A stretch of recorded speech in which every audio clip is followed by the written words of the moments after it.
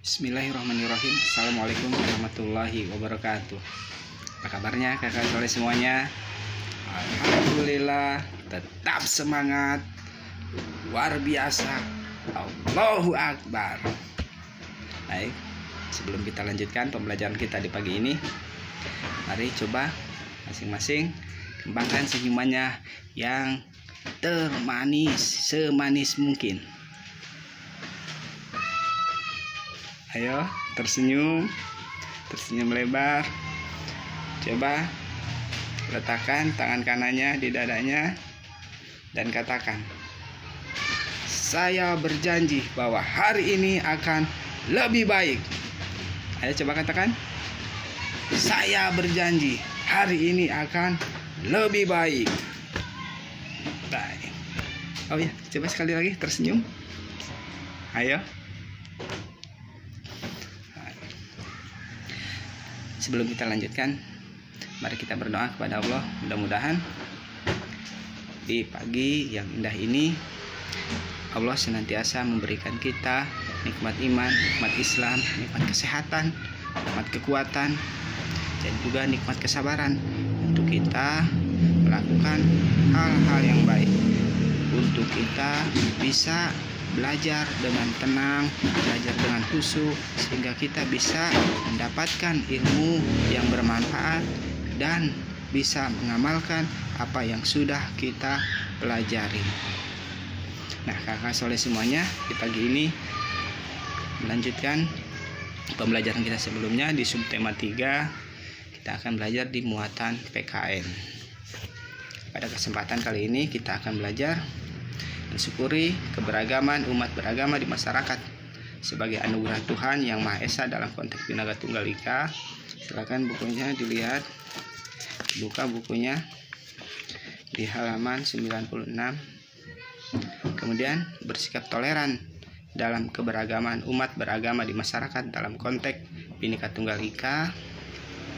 Kemudian menampilkan sikap kerja sama dalam berbagai bentuk keberagaman suku, bangsa, sosial, dan budaya di Indonesia yang terkait persatuan dan kesatuan. Dan terakhir kita coba juga menghubungkan dengan pembelajaran sebelumnya, yaitu memahami makna hubungan simbol dengan sila-sila Pancasila.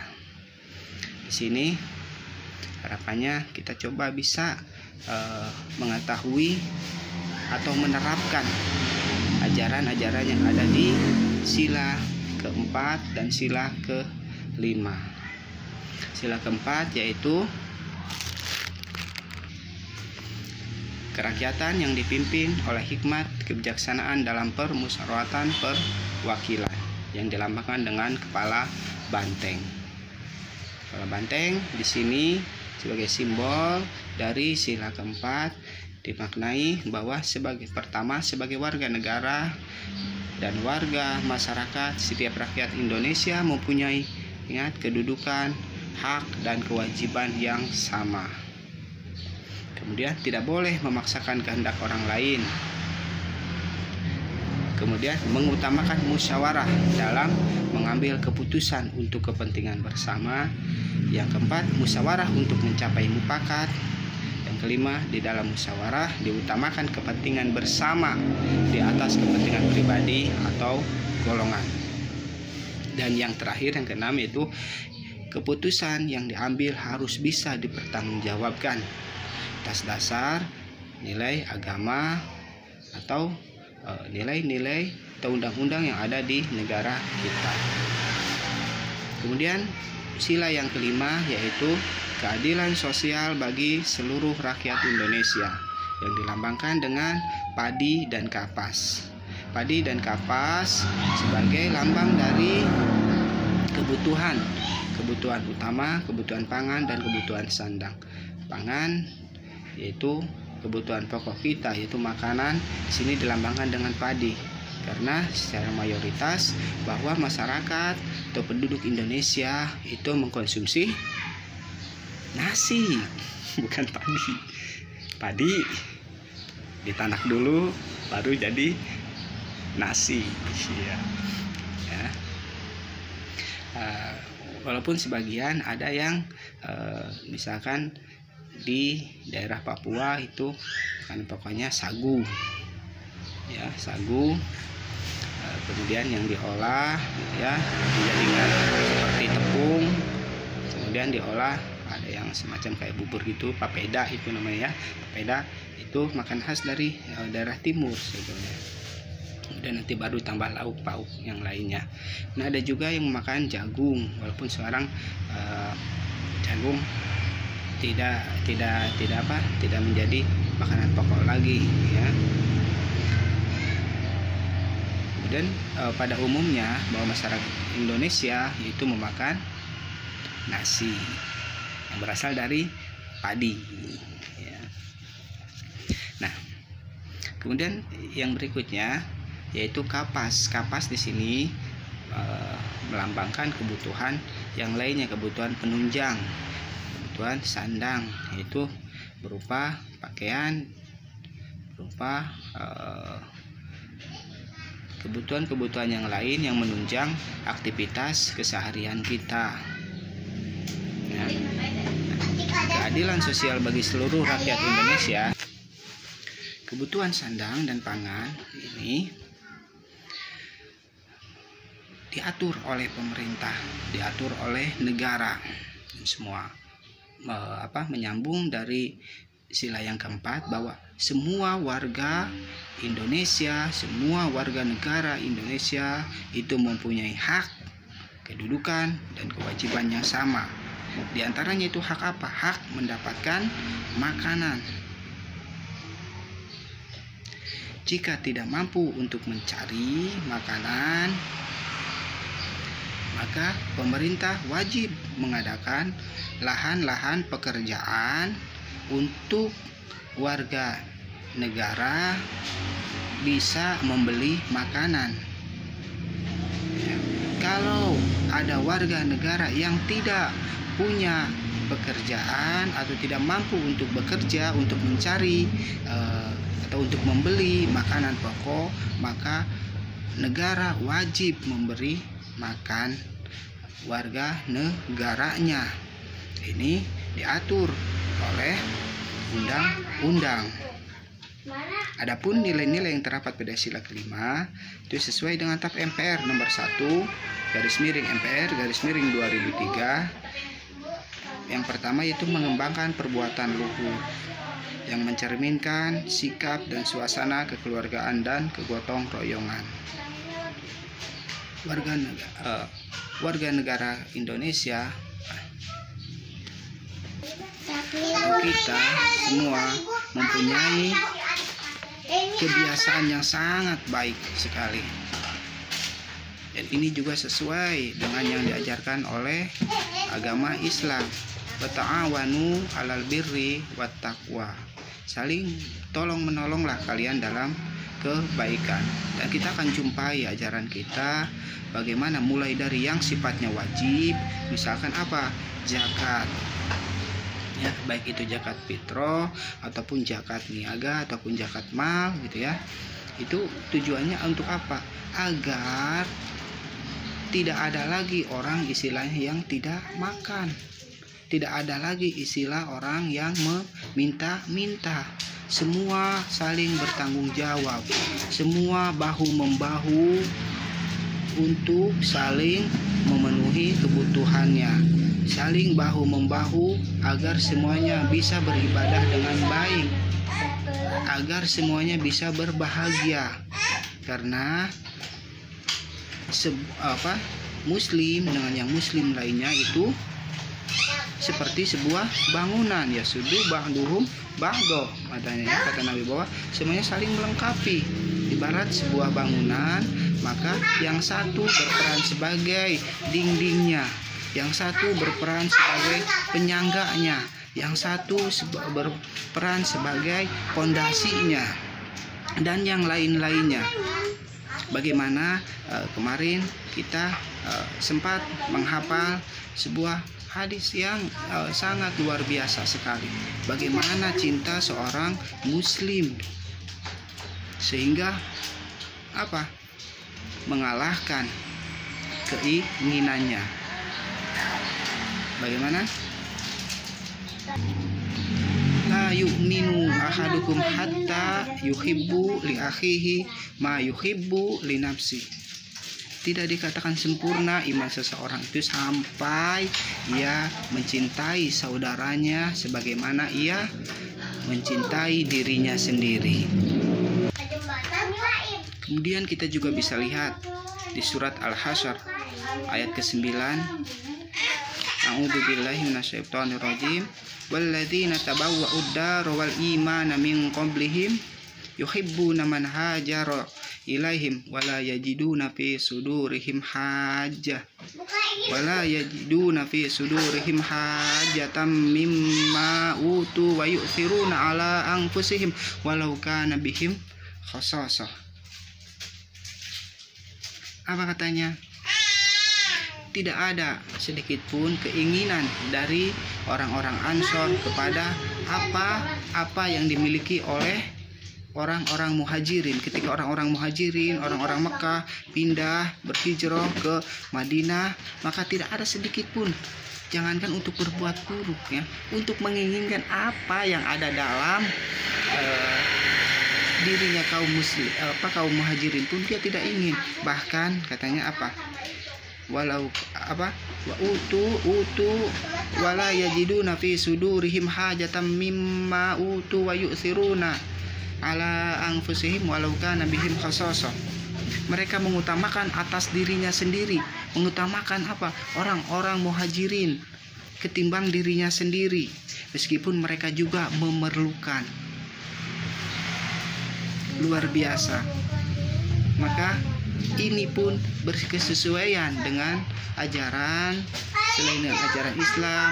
Maka para ulama dulu ketika meracik sebuah ajaran sehingga jadi sila-sila dalam Pancasila, mereka mengadopsi ajaran-ajaran Islam yang luhur ini, sehingga kita dapati bahwa dalam salah satu makna dari sila kelima, keadilan sosial bagi seluruh rakyat Indonesia, adalah mengembangkan perbuatan luhur yang mencerminkan sikap suasana kekeluargaan dan kegotong royongan.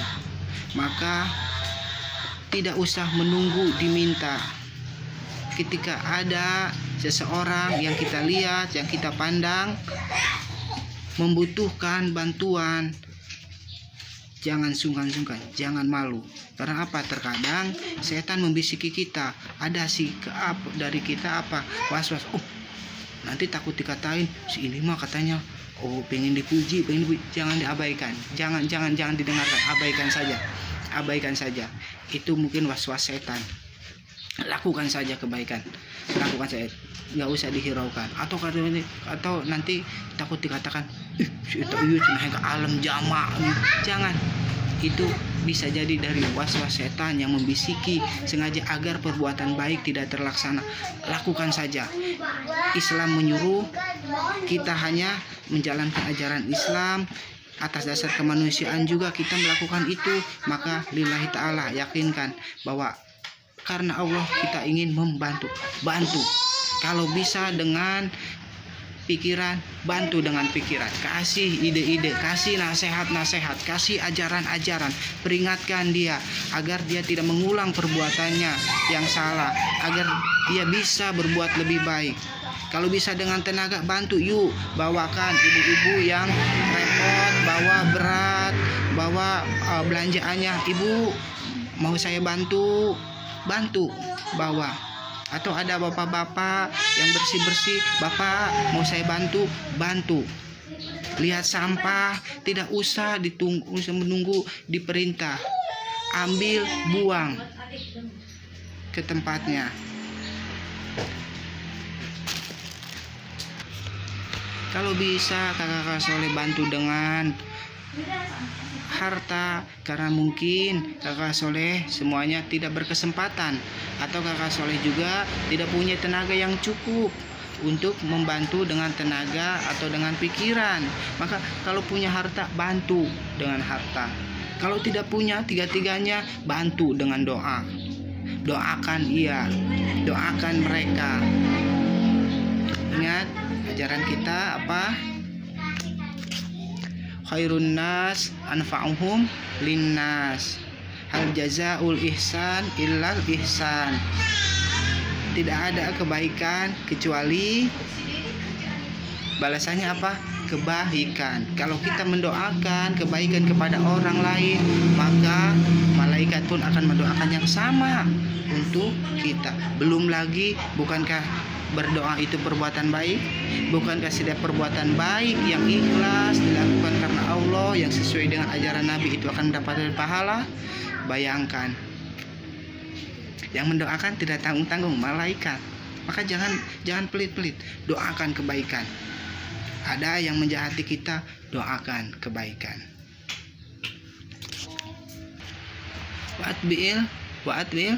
Wa'atbil sayyatil hasanah tamhuha. Ikuti perbuatan yang buruk itu dengan perbuatan baik. Ya. Kemudian nilai berikutnya dari sila kelima adalah mengamalkan sikap adil terhadap sesama. Perlu diketahui bahwa adil itu maknanya menempatkan segala sesuatu pada tempatnya.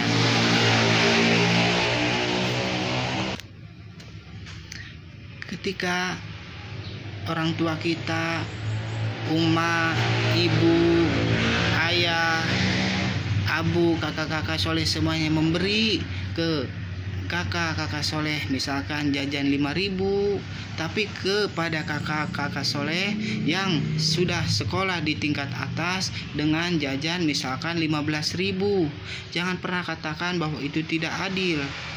Justru di sanalah letak keadilan orang tua kakak-kakak soleh semuanya. Kenapa? Karena kebutuhan kakak-kakak soleh semuanya itu lebih banyak, maka uang yang diberikan pun itu lebih banyak karena menyesuaikan untuk kebutuhan kakak-kakaknya kakak soleh semua. Ya. Kemudian dengan sesama juga harus seperti itu.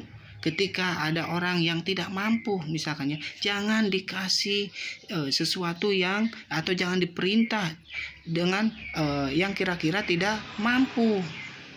Mungkin yang kakak soleh semuanya minta itu, ya, itu bukan untuk teman kakak soleh yang satunya, karena teman kakak soleh yang satunya bisanya misalkan kalau dalam sebuah tim futsal misalkan siapa Bagus misalkan, ya, Bagus itu biasa bermain di sayap. Jangan ngotot untuk meminta Bagus untuk jadi kiper. Karena apa? Karena memang kemampuan Bagus itu di sayap, dan untuk jadi kiper ada lagi yang lebih bagus. Ya, maka berlaku adil lah. Atau dalam pekerjaan piket misalkan, tidak usah semuanya harus mengerjakan nyapu. Karena apa? Yang satunya mungkin lebih dibutuhkan untuk beres-beres meja atau beres-beres bangku, atau misalkan untuk membuang sampah. Nah, ketika semuanya bersatu saling melengkapi, ya sudu baduhum ba'do, maka pekerjaan pun akan cepat selesai. Di sini makna keadilan dalam bekerja sama, artinya menempatkan segala sesuatu dengan sesuai dengan tempatnya, menempatkan atau mengerjakan sesuai dengan kemampuannya. Kemudian makna luhur lain yang digariskan dalam ajaran Islam dan ajaran Pancasila adalah menghormati orang lain. Kata Nabi kita apa? Tidak dikatakan katanya beriman sampai dia menghormati yang lebih tua dan menyayangi yang lebih muda. Menghormati adalah perbuatan baik. Maka nanti kakak soleh semuanya, makna menghormati di sini, ya, bukan artinya ketika yang lebih tua misalkan kakak soleh semuanya meminta untuk tolong dong adanya. Sementara ini kan kita dilarang untuk jajan di luar karena takut menimbulkan kerumunan. Diminta untuk apa? Tolong dong belikan ini. Nah, untuk sesuatu yang melanggar tidak usah dikerjakan. itu bukan menyalahi perintah untuk saling menghormati. Saling menghormati ini yaitu dalam batas-batas kewajaran yang sesuai dengan aturan-aturan. Makna lain yang harus kita coba terapkan dalam kehidupan kita sehari-hari yang sesuai dengan ajaran Islam dan makna Pancasila adalah bekerja keras. Bekerja keras sebagai tuntutan agama kita. Karena kata Allah apa? La yughayyiru ma biqaumin hatta yughayyiru ma bi anfusihim. Allah tidak akan merubah keadaan suatu kaum sehingga ia merubah dirinya sendiri. Keadilan Allah terletak pada akan mudahnya diberikan ilmu bagi orang yang belajar sungguh-sungguh ketimbang belajarnya malas-malasan. Kan seperti itu. Ya. Jadi keadilan Allah itu ya pada dasarnya ya, hukum dasarnya bahwa siapa yang bekerja keras maka itu akan berpeluang untuk mendapatkan hasil yang lebih banyak. Siapa yang mencoba menghafal Al-Quran lebih banyak, lebih lama menghafalkannya ya, atau yang 2 jam dengan yang menghafalnya 1 jam, insya Allah akan lebih banyak yang menghafalnya 2 jam. Atau yang belajarnya dengan giat, dengan sungguh-sungguh, itu tidak akan sama dengan yang belajarnya hanya sekedarnya saja. Maka bekerja keras juga perlu diyakini bahwa ini bukan hanya sekedar untuk mencari hasil, tapi apa? Islam mengajarkan kita untuk bekerja keras. Ayo bekerja. Bagaimana Rasul? Coba Rasulullah kita ya, pemimpin, panglima perang juga, kepala rumah tangga juga, sibuknya luar biasa. Tapi apa? Ketika di sela-sela waktunya dia itu tidak mau diam. Karena apa? Mengamalkan ayat fa idza faraghta fansab. Jika kalian sudah selesai dengan satu urusan, maka kerjakan urusan yang lain. Tidak leha-leha, beres pekerjaan satu. Bahkan apa? Rasulullah tidak sungkan-sungkan menjahit ini apa? Pakaiannya sendiri. Lalu coba kita lihat bagaimana anaknya Fatimah, dia menggiling gandum untuk makanannya sendiri. Bekerja keras, ayo berlomba-lomba, bekerja keras. Berlomba-lomba untuk apa? Untuk mendapatkan pahala. Apa salah untuk menghasilkan? Tidak. Karena apa? Karena memang hukumnya seperti itu. Hukum awalnya itu seperti itu. Barang siapa yang bekerja keras, maka akan mendapatkan hasil yang setimpal. Hal jazaul ihsan illal ihsan. Maka setiap kebaikan akan menghasilkan kebaikan. Jadi yuk mari dari sekarang wa ta'awanu 'alal birri wat taqwa. Tolong menolong, bantu apa yang bisa dibantu sama kakak soleh, kasih. Kemudian jangan lupa saling menghormati. Hormati yang lebih tua, sayangi yang lebih muda. Kemudian berbuat adillah. Jangan memaksakan kehendak kepada orang lain. Berbuat adillah, berlaku adillah. Kemudian bekerja keras. Baik, kakak soleh semuanya, itu yang bisa disampaikan. Ingat, Rasul kita pernah berkata, qala Rasulullah sallallahu alaihi wasallam, kullukum ra'in wa kullukum mas'ulun an ra'iyati. Setiap dari kalian, kakak soleh semuanya, adalah pemimpin, dan setiap pemimpin akan dimintai pertanggungjawabannya. Oleh itu, maka perbanyaklah berbuat baik,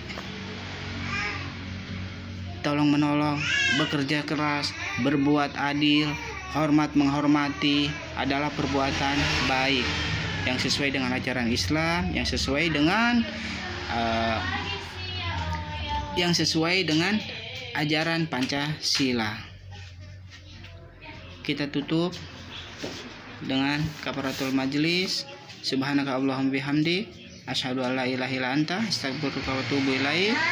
Wassalamualaikum warahmatullahi wabarakatuh. Sebelum ini minta senyumnya dulu. Senyum terbaik, senyum termanis. Mana senyumnya? Ayo, senyum. Dan katakan dalam hati, pegang dadanya, kepalkan tangannya. Saya berjanji hari ini akan lebih baik. Ayo pegang dadanya dan ucapkan, saya berjanji hari ini akan lebih baik. Takbir, Allahu Akbar. Assalamualaikum warahmatullahi wabarakatuh.